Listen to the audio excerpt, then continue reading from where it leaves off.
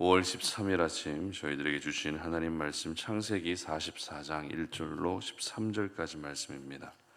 요셉이 그의 집 청지기에게 명하여 이르되 양식을 각자의 자루에 운반할 수 있을 만큼 채우고 각자의 돈을 그 자루에 넣고 또 내 잔 곧 은잔을 그 청년의 자루 아귀에 넣고 그 양식값 돈도 함께 넣으라 하매 그가 요셉의 명령대로 하고 아침이 밝을 때에 사람들과 그들의 나귀들을 보내니라.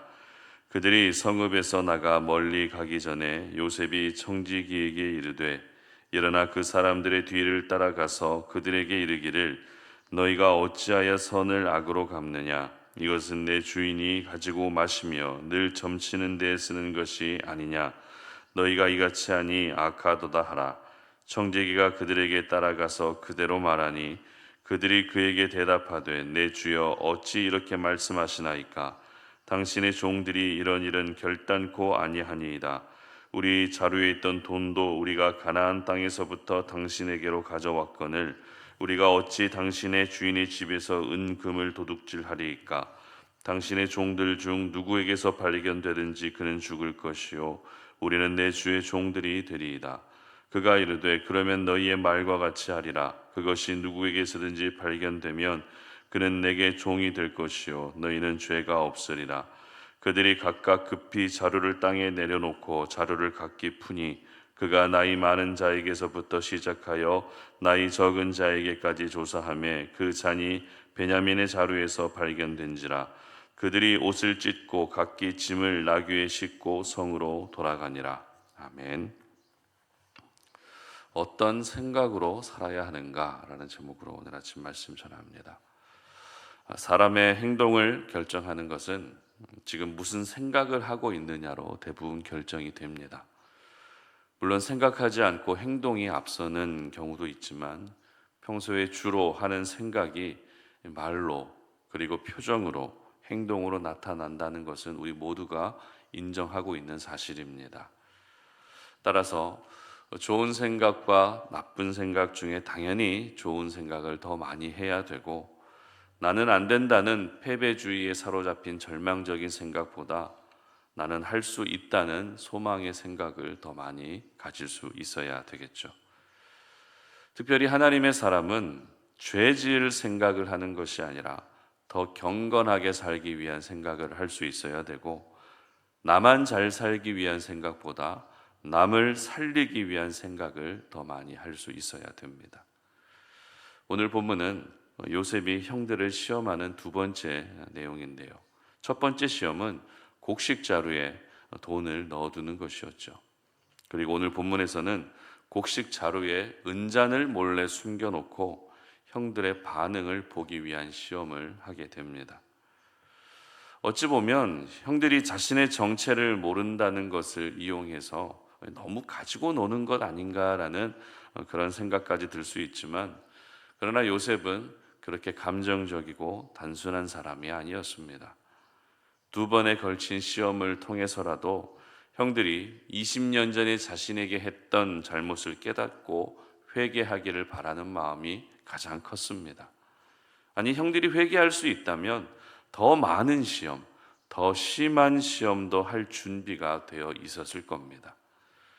먼저 은잔을 베냐민의 곡식 자루에 몰래 넣는 모습을 기록하고 있는 1절 말씀을 함께 보겠습니다. 요셉이 그의 집 청지기에게 명하여 이르되 양식을 각자의 자루에 운반할 수 있을 만큼 채우고 각자의 돈을 그 자루에 넣고. 아멘. 요셉은 이 일을 행할 때 아무도 모르게 조용히 하지 않고 청지기가 은잔을 숨기게 합니다. 단순하게 생각하면 요셉이 종에게 일을 시켰다, 이런 정도로 특별한 의미 없이 지나갈 수도 있겠지만, 그러나 요셉은 자신이 직접 할 수 있는 일임에도 불구하고 은잔을 숨기는 일을 청지기에게 시켰다라고 하는 이런 관점으로 오늘 본문을 볼 수 있어야 됩니다. 이것을 통해서 우리가 알 수 있는 사실은 은잔을 숨기는 이 일이 즉흥적으로 갑자기 한 일이 아니라는 것을 알게 되죠. 만약 즉흥적으로 하게 된 일이라면 요셉이 바로 직접 하는 것이 맞습니다. 그러나 이 일은 벌써부터 생각하고 있었던 일이고, 그래서 청지기를 통해서 그 계획을 실행으로 옮겼던 것입니다. 사실 요셉은 형들을 처음 만난 그 순간부터 어떻게 하면 형들이 다시 회개하고 돌이킬 수 있을까를 생각하고 또 생각했습니다. 그리고 이 생각이 오늘 본문에서는 은잔을 숨기는 전략으로 나타나게 됐던 것입니다. 이 부분을 뒷받침해 주는 말씀이 9절에 잘 나와 있는데요. 함께 읽어보겠습니다. 당신의 종들 중 누구에게서 발견되든지 그는 죽을 것이요 우리는 내 주의 종들이 되리이다. 아멘. 형들의 입장에서는 은잔을 훔친 적이 없었기 때문에 당연히 자신이 있었을 겁니다. 그래서 내린 결론은 은잔이 발견되는 자루의 주인은 죽이시고 나머지 우리 모두를 종으로 삼으시라고 이렇게 이야기를 합니다. 이처럼 형들의 대답을 통해서 알 수 있는 것은 형제들의 마음이 하나가 되고 있다는 것이었죠. 이번 사태에 대해서 모두가 함께 책임지겠다는 것을 알 수 있게 됩니다. 이처럼 20년 전에 요셉을 매몰차게 버릴 때의 모습에 비해서 형들에게는 조금씩 변화가 생기고 있었던 것입니다. 이것이 가능할 수 있었던 이유가 무엇입니까? 요셉이 그만큼 형들이 지난 날을 회개하고 돌이킬 수 있는 환경과 분위기를 끊임없이 만들어가고 있었기 때문입니다. 그리고 형들을 향한 이 마음이 오늘 본문에서는 은잔 사건을 통해서 다시 한번 나타나게 됐고, 그 결과 함께 책임지겠다고 하는 변화된 모습으로까지 이어질 수 있었던 것입니다. 그리고 결국 이 은잔이 누구의 곡식자루단에서 발견되죠? 12절 보시기 바랍니다. 그가 나이 많은 자에게서부터 시작하여 나이 적은 자에게까지 조사하매 그 잔이 베냐민의 자루에서 발견된지라. 바로 야곱이 가장 아끼던 아들, 그리고 형들에게 가장 부담이 되면서도 어떻게든 지켜내야 했던 동생 베냐민의 곡식자루에서 은잔이 발견됩니다. 여러분, 이 일을 겪으면서 형들이 어떤 생각이 들었겠습니까? 20년 전에 요셉의 일이 떠오르지 않았겠습니까? 형들의 반응을 기록하고 있는 13절 말씀 보겠습니다. 그들이 옷을 찢고 각기 짐을 나귀에 싣고 성으로 돌아가니라. 옷을 찢을 만큼 심한 괴로움이 밀려왔다는 것입니다. 고대 근동 사회에서 옷을 찢는다는 것은 극심한 슬픔과 분노가 생길 때 하게 되는 행동입니다. 그만큼 형들은 베냐민의 곡식자루에서 은잔이 나온 것을 보면서 이제 동생을 잃게 됐다는 슬픔이 밀려왔고, 무엇보다도 지금 집에서 애타게 기다리고 있는 아버지 야곱의 모습이 계속 떠올랐을 겁니다.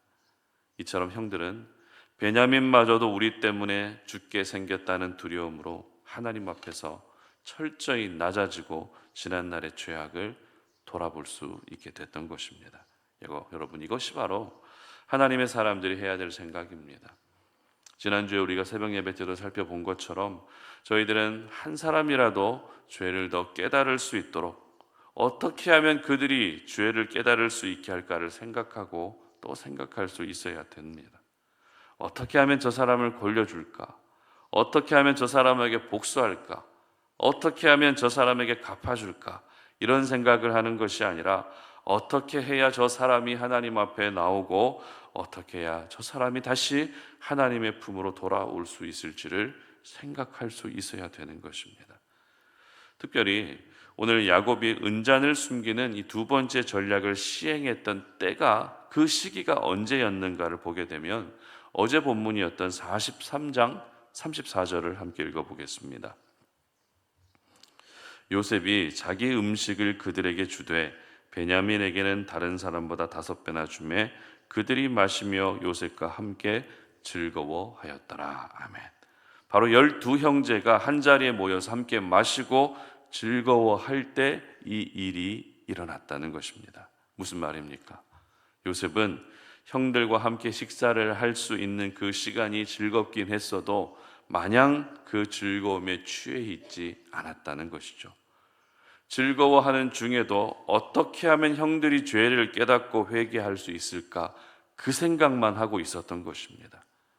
반면에 요셉의 형들은 어떻습니까?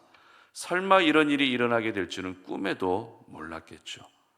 사실 애굽의 국무총리가 자기들을 집으로 불렀다는 것부터가 예사로운 일이 아니었습니다. 그리고 아버지 안부를 물었다는 것, 그리고 베냐민을 보면서 이 아이가 막내 동생이냐고 물었다는 것, 그리고 나이 순서대로 자리에 앉게 했을 때 무언가 심상치 않다는 것을 예감하며 더 긴장해야 했습니다. 그러나 요셉의 형제들은 요셉처럼 생각이 깊지는 못했습니다. 그저 국무총리가 자신들을 환대해 주었다는 그 사실을 기뻐한 나머지 즐기는 것에만 취해 있었다는 것입니다. 여러분, 우리 삶 속에서도 어떤 상황과 어떤 일로 인해서 즐거워할 때도 분명히 있습니다. 그리고 반대로 슬퍼하게 될 일도 있습니다. 하지만 그 당시 분위기와 상황에만 너무 몰입해 있기보다도 우리는 항상 그 다음을 생각할 수 있어야 됩니다. 쉽게 말해서 앞으로 펼쳐지게 될 전혀 예상하지 못한 상황에 유연하게 대응하기 위해서 끊임없는 생각을 통해서 우리는 항상 마음의 준비를 잘 하고 있어야 되는 것입니다. 그래야 결국 상대방에게 피해를 끼치지 않게 되는 것이죠. 그래야 상대방에게 유익을 끼치는 사람이 될 수 있는 것입니다. 그러므로 하나님의 사람은 언제나 살리는 생각, 그리고 사람들에게 유익을 줄 수 있는 생각을 늘 하면서 하루하루를 살아가야 되는 것이죠.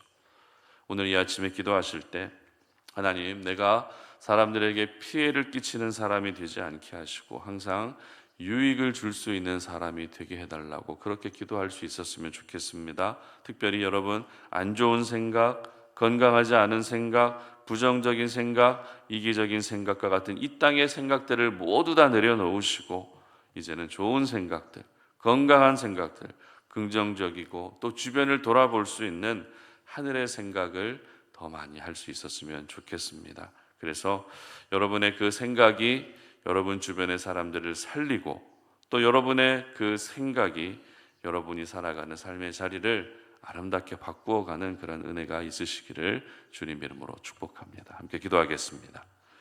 하나님 감사합니다. 오늘도 우리가 하나님의 거룩한 말씀 앞에 오늘 하루 우리가 어떤 생각을 가지고 살아야 할 것인지를 깨닫게 됩니다. 우리는 참 영혼에 건강하지 않은 생각, 정신적으로도 그렇게 건강하지 않은 부정적인 생각들을 많이 할 때가 있습니다.